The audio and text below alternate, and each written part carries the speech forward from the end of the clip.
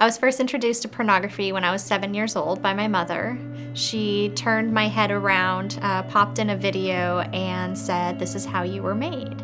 So seeing pornography so young and watching the way my mom used sex as a way to get whatever she needed, like, I just thought that's what being a woman was. In first grade, like, I just remember walking to school saying, like, when I grow up, I'm gonna be just like one of those women. Like, I thought that, like, what a life, like, they get to feel like that all the time, and I was wrong. Like, that's not what happens. I thought less clothes meant real beauty. I thought sex was a way to achieve love and attention and all of this stuff, and I really just didn't know any other way. So when I was 17, I was working at Hooters and I was a hostess, and I thought, like, how great, like, I must have arrived because they were so particular in who they hired that I was actually flattered to be working there. But here I was, not even 18 years old yet, and I was entered into like a Miss Hooters swimsuit competition where the winner wins a layout in Playboy magazine. And so the interesting thing about, like, that beginning to my journey is that there they were already telling me there were acceptable forms of selling sex. So you weren't allowed to strip, and prostitution was kind of like kept under wraps. It was called sugar daddies. And so the girls were prostituting, they just weren't allowed to strip and be associated with Hooters, but you could be in porn magazines.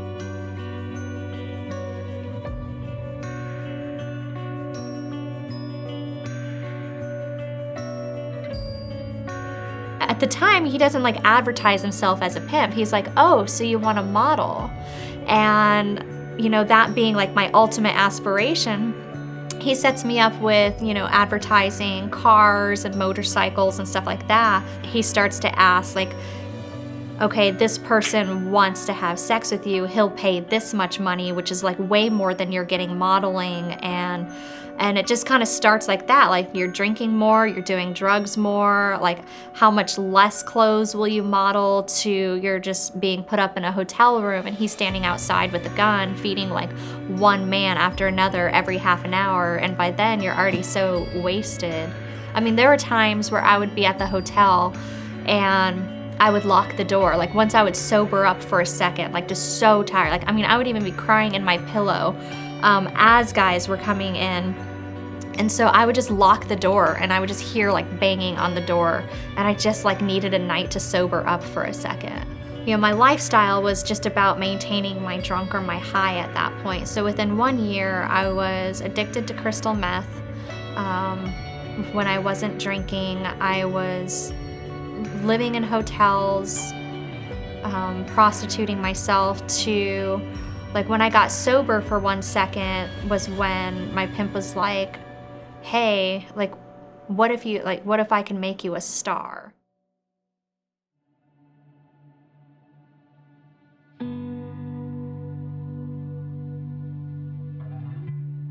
And so within 1 year, I was a hostess in a white uniform, like a white golfer's uniform, to being in a bikini competition, to prostituting, or modeling lingerie, to prostituting, to now I am officially in the porn industry, and I've become somebody else. Like, I've become a completely different character. I have a new name, and at that point I felt like, well, I've already failed with Deanna's life. Maybe this girl I could become. Maybe this girl could become somebody that I could be proud of.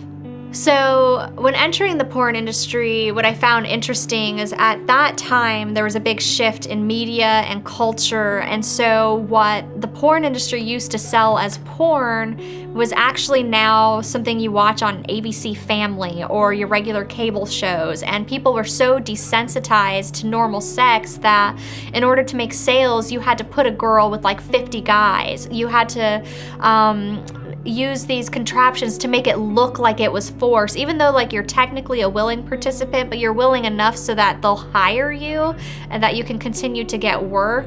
And so you have to portray yourself as somebody who likes kind of violent sex. They would put me in these violent scenes and I had to learn how to keep on like a happy face, make it look like I was enjoying it. Meanwhile, the second the camera would roll around, like I would bury my head in a pillow and cry so so much to the point that performers would walk off set because they couldn't handle doing that to me anymore.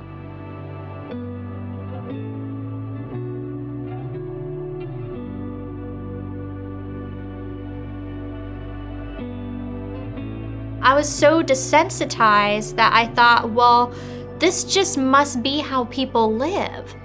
Like, I had no idea what normal, healthy sex looked like. I didn't even know what dating looked like.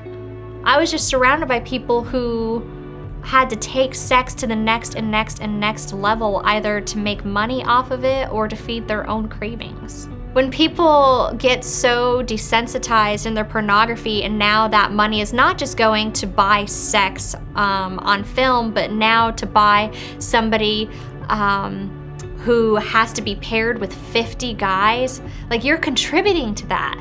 You're contributing to the demand. And then when pornography stops working for people and they're having to funnel in actual humans to take out their sexual desires on, like, you're fueling human trafficking right there. Like, we're selling sex, period, from one person to the next. And just because you're paying for it and you're not actually interacting doesn't mean that you're not fueling human trafficking. Like, you're fueling the sale of using somebody for sex over and over and over, to the point that some people don't even make it out. One of the most disappointing things that I kept hearing in the porn industry is I would have both male and female performers tell me, you know, you're never gonna be able to get a respectable job. Like, this is your life now. And so this was like a consistent thread. And what I would see is girls 30s, 40s, 50s, 60s, they would get out and they'd start a new life. They'd work at a coffee shop. They would do something where they felt good for like a second, but they couldn't keep up with their bills. And so what did they know how to do? They knew how to have sex.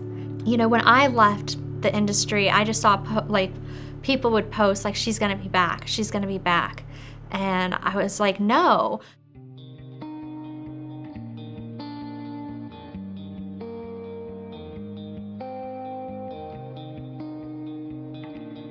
If you're still on the fence and you're wondering, is porn harmful?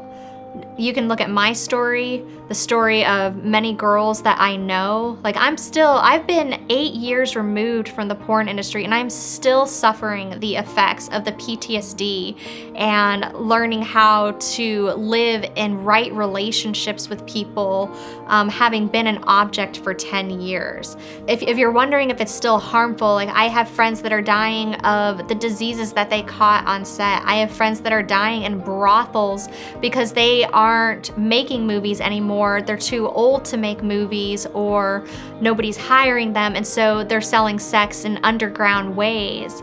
If you wonder if pornography is harmful, the people who are producing it are having to go to extreme lengths to get their own sexual desires met because of what it did to their brains. If you wonder if porn is harmful, somebody that I worked with emails me or messages me through various forms to this day and tells me that he's going to kill me and rape my dead corpse. These are the people that I used to work with. People who threaten to kill me and rape my dead corpse. And I have been out of the business 8 years, and I still get death threats. I still get rape threats, and I still get followed from the actions that I made before that came from a place that I really just didn't know any better. If you're using pornography, if you're thinking about using pornography, don't believe the lie. These are real people with real trauma and real effects that they're going to feel the rest of their life.